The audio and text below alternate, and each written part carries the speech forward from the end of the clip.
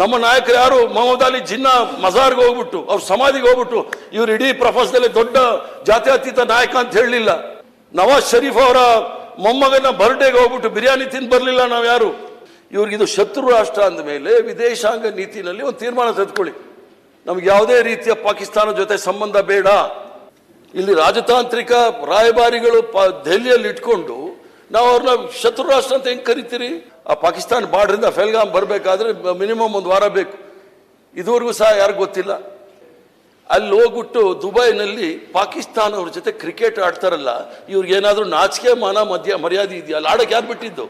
ನಾನು ಹೇಳಿದಾಗ ನನ್ನ ಪಕ್ಷದಲ್ಲಿ ಎಲ್ಲ ಯಾರು ಸೀನಿಯರ್ ಜೂನಿಯರ್ ಅನ್ನೋದು ಏನೂ ಇಲ್ಲ.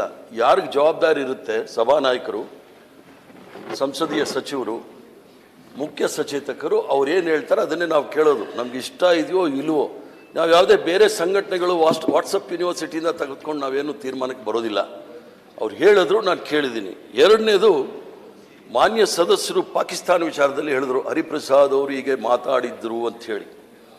ವಿದೇಶಾಂಗ ನೀತಿ ನಾವಿಲ್ಲಿ ಮಾತಾಡಬೇಕೋ ಇಲ್ವೋ ಅನ್ನೋದು ಗೊತ್ತಿಲ್ಲ. ನನಗೆ ಅಲ್ಪ ಸ್ವಲ್ಪ ಗೊತ್ತಿರೋದು ಹೇಳ್ತೇನೆ ಕೇಳಿ. ನನ್ನ ಮೊದಲನೇ ಪಾಸ್ಪೋರ್ಟ್ 1979 ಇಸ್ವಿನಲ್ಲಿ ಮಾಡಿದಾಗ ನಮ್ಮ ರಾಷ್ಟ್ರದ ಚಿಂತನೆಗೆ ವಿರುದ್ಧ ಇದ್ದಂಥ ದಕ್ಷಿಣ ಆಫ್ರಿಕಾ ಪಾಸ್ಪೋರ್ಟ್ ತಗೊಂಡಾಗ passport is valid in all the countries except South Africa ಅಂತಿತ್ತು. ಅಲ್ಲಿ ವರ್ಣಭೇದ ಇದೆ, ಅದನ್ನು ನಾವು ಒಪ್ಪಕ್ಕೆ ಸಾಧ್ಯ ಇಲ್ಲ. ವರ್ಣಭೇದ ಇರೋವರೆಗೂ ನಾವು ಆ ರಾಷ್ಟ್ರಕ್ಕೆ ಯಾರೂ ಸಹ ಹೋಗೋದಿಲ್ಲ ಅಂಥೇಳಿ ನಮ್ಮ ಪಾಸ್ಪೋರ್ಟಲ್ಲಿದೆ. ಬೇಕಾದ್ರೆ ಆ ಪಾಸ್ಪೋರ್ಟ್ ನನ್ನ ಹತ್ರ ಈಗಲೂ ಇದೆ, ಇಟ್ಕೊಂಡಿದ್ದೀನಿ. ಅದ್ರದ್ದು ಫೋಟೋ ಕಾಪಿ ಬೇಕಾದ್ರೆ ಎಲ್ರಿಗೂ ಸಹ ಕಳಿಸ್ಕೊಡ್ತೀನಿ. ಅದು 1999 ಇಸ್ವಿನಲ್ಲಿ ನೆಲ್ಸನ್ ಮಂಡೇಲಾರವರು ಹೊರಗಡೆ ಬಂದ ಮೇಲೆ 27 ವರ್ಷ ಆದಮೇಲೆ ಜೈಲಿಂದ ಹೊರಗಡೆ ಬಂದ ಮೇಲೆ ಅವರ ಅಧ್ಯಕ್ಷರಾದ ಮೇಲೆ ಆ ಪಾಸ್ಪೋರ್ಟಲ್ಲಿ ಸೌತ್ ಆಫ್ರಿಕಾಗೆ ಹೋಗ್ಬೋದು ಅಂತೇಳಿ ಅವಕಾಶಗಳು ಕೊಟ್ಟರು. ಭಾಳಷ್ಟು ಸದಸ್ಯರು ಟ್ರೋಲ್ ನನಗೆ ಮಾಡ್ತಾರೆ ಅಂದರೆ ಹಂಗಲ್ಲ, ಟ್ರೋಲ್ ಆರ್ಮಿಗಳು ವಾಟ್ಸಪ್ ಯೂನಿವರ್ಸಿಟಿನಲ್ಲಿ ಇವರು ಪಾಕಿಸ್ತಾನ ಬಗ್ಗೆ ಹಿಂಗಂದ್ರು ಹಂಗಂದ್ರು ಅಂತ ಹೇಳಿ. ಪಾಕಿಸ್ತಾನ ಇವ್ರಿಗೇನಾದರೂ ಶತ್ರು ರಾಷ್ಟ್ರ ಅಂತಿದ್ರೆ ಅದು ನಾವು ನೀವು ತೀರ್ಮಾನ ಮಾಡೋಕ್ಕಾಗೋದಿಲ್ಲ. ರಸ್ತೆನಲ್ಲಿ ಹೋಗೋ ಯಾವನೋ ದಾರಿಲಿ ಹೋಗೋರೆಲ್ಲ ತೀರ್ಮಾನ ಮಾಡೋಕ್ಕಾಗಲ್ಲ. ಈ ದೇಶದಲ್ಲಿ ವಿದೇಶಾಂಗ ನೀತಿ ಅನ್ನೋದು ಇದೆ. ವಿದೇಶಾಂಗ ನೀತಿನಲ್ಲೇ ಸೌತ್ ಆಫ್ರಿಕಾಗೆ ನಾವು ಹೋಗಬಾರ್ದು ಅಂತ ಹೇಳಿ ತೀರ್ಮಾನ ಆಗಿದ್ದು. ಇವ್ರಿಗಿದು ಶತ್ರು ರಾಷ್ಟ್ರ ಅಂದ ಮೇಲೆ ವಿದೇಶಾಂಗ ನೀತಿನಲ್ಲಿ ಒಂದು ತೀರ್ಮಾನ ತೆಗೆದುಕೊಳ್ಳಿ, ನಮ್ಗೆ ಯಾವುದೇ ರೀತಿಯ ಪಾಕಿಸ್ತಾನ ಜೊತೆ ಸಂಬಂಧ ಬೇಡ, ಅವ್ರದ್ದು ಯಾವುದೇ ರೀತಿಯ ವ್ಯವಹಾರ ಇಲ್ಲ. ಎಲ್ಲ ರಾಜತಾಂತ್ರಿಕ ಕಚೇರಿಗಳಿದೆ ನೋಡಿ ದೆಹಲಿಯಲ್ಲಿ, ಅದನ್ನೆಲ್ಲ ಖಾಲಿ ಮಾಡಿಸ್ಬಿಟ್ಟು ವಾಪಸ್ ಕಳಿಸ್ಬಿಡಿ. ಇಲ್ಲಿ ರಾಜತಾಂತ್ರಿಕ ರಾಯಭಾರಿಗಳು ದೆಹಲಿಯಲ್ಲಿ ಇಟ್ಕೊಂಡು ನಾವು ಅವ್ರನ್ನ ಶತ್ರು ರಾಷ್ಟ್ರ ಅಂತ ಹೆಂಗೆ ಕರಿತೀರಿ?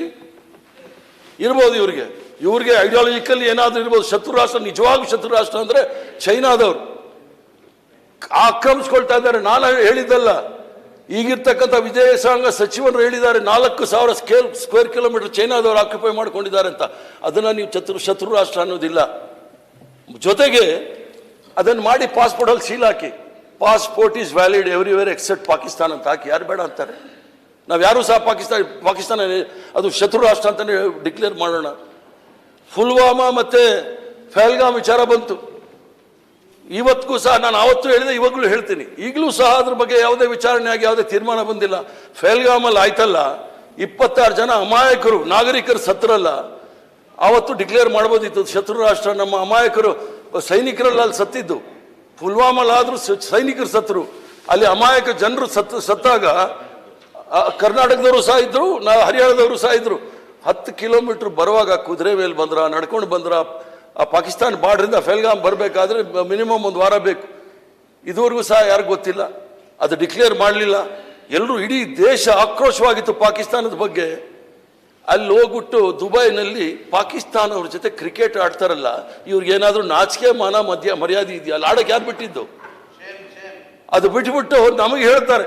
ಅಲ್ಲಿ ಯಾಕೆ BCCIಯಲ್ಲಿ ಸಾವಿರಾರು ಕೋಟಿ ರೂಪಾಯಿ ಇದೆ. ಆ ಹಣದ ಆಸೆಗೋಸ್ಕರ ಇಡೀ ರಾಷ್ಟ್ರದ ಮಾನ ಮರ್ಯಾದೆ ಎಲ್ಲ ಹರಾಜು ಹಾಕ್ಬಿಟ್ರು. ಅದ್ರ ಬಗ್ಗೆ ಯಾರು ಸಹ ಮಾತಾಡೋದಿಲ್ಲ. ಹರಿಪ್ರಸಾದ್ ಅವ್ರು ಹಿಂಗಂದ್ರು, ಇವರು ಸಹ 4-5 ಸಲ ಹೇಳ್ತಾ ಇದ್ದಾರಲ್ಲ ಏನು ಅಂತ ಹೇಳಿ. ನಾವು ಯಾವತ್ತೂ ಸಹ ಆ ದೇಶಕ್ಕೆ ಯಾವತ್ತೂ ಸಹ ಜಿಂದಾಬಾದ್ ಅಂತ ಹೇಳಿಲ್ಲ.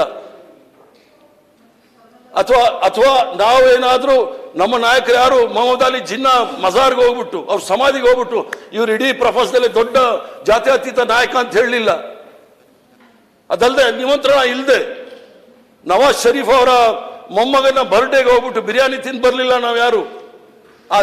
ಡಾಕ್ಟರ್ ಮನಮೋಹನ್ ಸಿಂಗ್ ಇದ್ದಾಗ ಬಹಳ ಸ್ಪಷ್ಟವಾಗಿ ಹೇಳಿದ್ರು, ಬಾಂಬೆ ಅಟ್ಯಾಕ್ ಆದ್ಮೇಲೆ ಎಲ್ಲಿವರೆಗೂ ಸಹ ಈ ಉಗ್ರವಾದವನ್ನ ಪಾಕಿಸ್ತಾನ ನಿಲ್ಲಿಸೋದಿಲ್ಲ, ಅಲ್ಲಿವರೆಗೂ ನಾವು ಯಾವುದೇ ರೀತಿಯ ಮಾತುಕತೆ ನಡೆಯೋದಿಲ್ಲ ಅಂತ ಹೇಳಿ.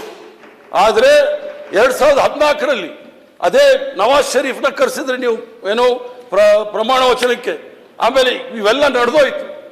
ತಿರ್ಗಾ ನಮಗೆ ಹೇಳ್ತೀರಾ ಸ್ವತಂತ್ರ ಹೋರಾಟದಲ್ಲಿ 1, 2, 3 ಈಗ 10 ಬೆರಳಿದೆ ನೋಡಿ, 10 ಬೆರಳಲ್ಲಿ 10 ಜನದ ಹೆಸರು ಹೇಳ್ಬಿಡಿ. ಸ್ವತಂತ್ರ ಹೋರಾಟದಲ್ಲಿ ಇವರೆಲ್ಲ ಹೋರಾಟ ಮಾಡಿದ್ದಾರೆ, ಬ್ರಿಟಿಷರ ವಿರುದ್ಧ ಹೋರಾಟ ಮಾಡಿದ್ದಾರೆ, ಇಂಥ ಜನ ಎಲ್ಲ ಪ್ರಾಣ ಕಳ್ಕೊಂಡಿದ್ದಾರೆ ಅಂತ ಹೇಳಿದ್ರೆ ನಾವು ಅವ್ರ ಗುಲಾಮರಾಗಿರ್ತೀವಿ. ಯಾವುದೇ ಒಂದು ಸಂದರ್ಭದಲ್ಲಿ ಅವ್ರಿಗೆ ಇತಿಹಾಸ ಕೇಳ್ಬೋದು. ನೇರವಾಗಿ ದೆಹಲಿಯಲ್ಲಿ ಇರ್ತಕ್ಕಂಥ ಇಂಡಿಯಾ ಗೇಟ್ ನೋಡಕ್ ಹೋಗ್ಲಿ, ಅಲ್ಲಿ 97,000 ಜನ ಹೆಸರುಗಳಿದೆ. 37,000 ಜನ ಮುಸಲ್ಮಾನರೇ ಇದ್ದಾರೆ, 18,000 ಜನ ಸಿಖ್ರಿದ್ದಾರೆ, ಕ್ರಿಶ್ಚಿಯನ್ಸ್ ಇದ್ದಾರೆ.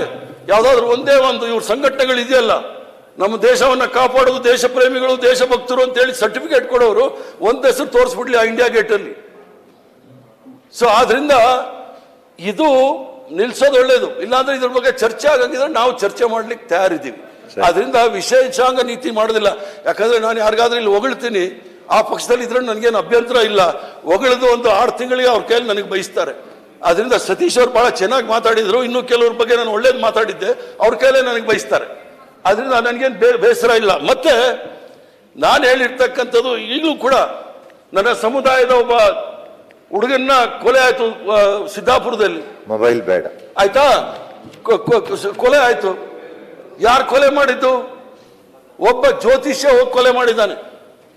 ಅದೊಂದು ಹೆಣ್ಮಗಳ ವಿಚಾರದಲ್ಲಿ ನಮ್ಗಿರ್ತಕ್ಕಂಥ ಕಾಳಜಿ, ನಮ್ಮ ನಾಯಕರು ಸೋನಿಯಾ ಗಾಂಧಿ ಅವ್ರು ತೋರಿಸಿದಂತ ಕಾಳಜಿ ಯಾರು ಸಹ ಈ ದೇಶದಲ್ಲಿ ತೋರಿಸಿಲ್ಲ ಹೆಣ್ಮಕ್ಳ ಬಗ್ಗೆ. ಅದನ್ನ ಇವ್ರು ಯಾರು ನಮ್ಗೆ ಹೇಳ್ಕೊಡೋದು ಬೇಕಾಗಿಲ್ಲ.